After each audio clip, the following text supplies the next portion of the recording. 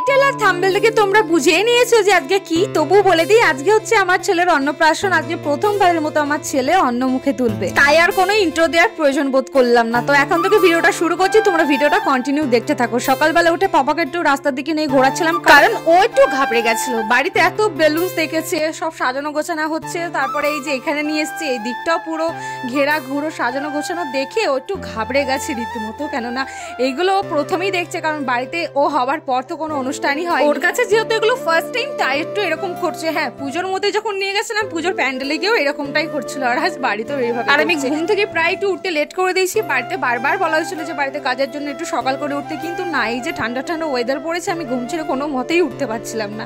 ঘুম থেকে উঠে দেখি এতদূর প্রায় কমপ্লিট হয়ে গেছে সব সাজানো গোছানো। আর এই শাড়িটা দিয়েছিল পুজোর মধ্যে আমার শাশুড়ি মা, সেরকম পছন্দ না হয় আমি শাড়িটা রেখে দিয়েছিলাম পরি। আর আজ যেহেতু বাড়িতে অনুষ্ঠান, সেই উদ্দেশ্যে আমার কোনো শাড়ি কেনা হয়নি, তাই এক প্রকার বাধ্য হয়ে পরলাম শাড়ি। কিন্তু শাড়িটা যে এত সুন্দর, পরার পরেও যে এত সুন্দর লাগবে আমি সত্যি ভাবিনি, সেটা তোমরা পরের পার্টে দেখতে পাবে। যাই হোক, স্নান সেরে কিন্তু আমি প্রথমে একটা সুতির ছাপা কাপড় পরে নিয়েছিলাম, কারণ বাবুকে তখন স্নান করানো হয়নি। আর স্নান করানোর জায়গায় আমি যেমনটা ভেবেছিলাম করব, কিন্তু করতে পারি। সবার নিয়ম কারণ শুনতে শুনতেই হয়ে গেছে। সিঁদুর লাগানো যাবে না, হলুদ লাগানো যাবে না, এটা করা যাবে না, ওটা করা যাবে না, ব্যাস, তাই আর কিচ্ছু করা হলো না। আমি যতটা করবো ভেবেছি তার শিখে কোনা হলো না। যাই হোক, আমাদের এদিকে আবার লগ্ন পার হয়ে যাচ্ছিল, কেননা খাবারও একটা লগ্ন থাকে, সেটা আমি জানতাম না, এখন প্রথম শুনলাম।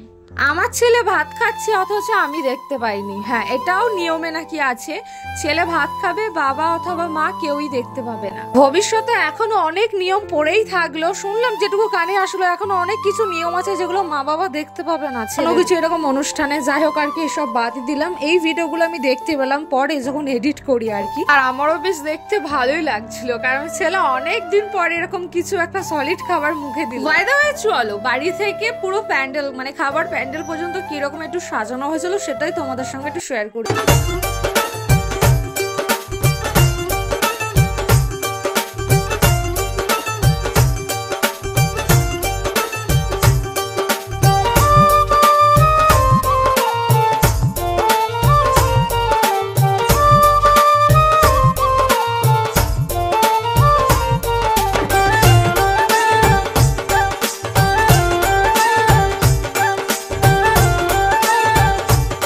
ওকে তো বসবে, এটা জাস্ট ওই শোর জন্য এনেছে। ছেলেকে তো বসিয়ে দিচ্ছি, একবার এদিকে ডিগবাজি মারছে অথবা একবার এদিকে। আচ্ছা, তোমরা কি আমাকে একটু হলেও ফলো করেছো?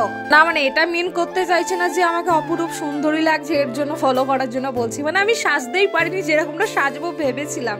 আমি হেয়ারটা তো কিচ্ছু করতে পারিনি। মানে এই জিনিসগুলো দিয়ে বোঝা যায় যে একটা বাড়িতে কাজ হলে কতটা মানুষ ব্যস্ত থাকে, বাড়ির মানুষ বিশেষ করে। আর বুঝতেই পারছো, তার উপর আমি আবার ছেলের মা, ছেলেকে হ্যান্ডেল করতেই হয়ে যায়, আবার নিজের সাজগুজ তো অনেক দূরের কথা। অনেক তাড়াহুড়োর মধ্যে আমি এটুকু মানে সেজেছিলাম আর কি। আর অন্নপ্রাশনের দিন, মানে ছেলের অন্নপ্রাশন দিন তো মা বাবা হচ্ছে দিদা ঠাকুমা ওরা সব কেউই না খেয়ে থাকে আর কি। বিশেষ করে ছেলের মা বাবা তো না খেয়ে থাকেই আর কি।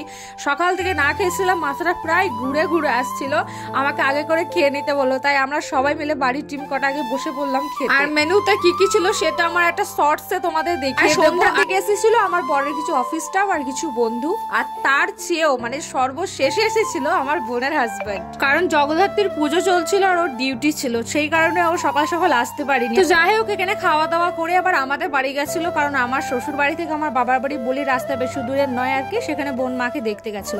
যাই হোক, ভিডিওটা এখানে আজকে শেষ করছি। ভিডিওটা কেমন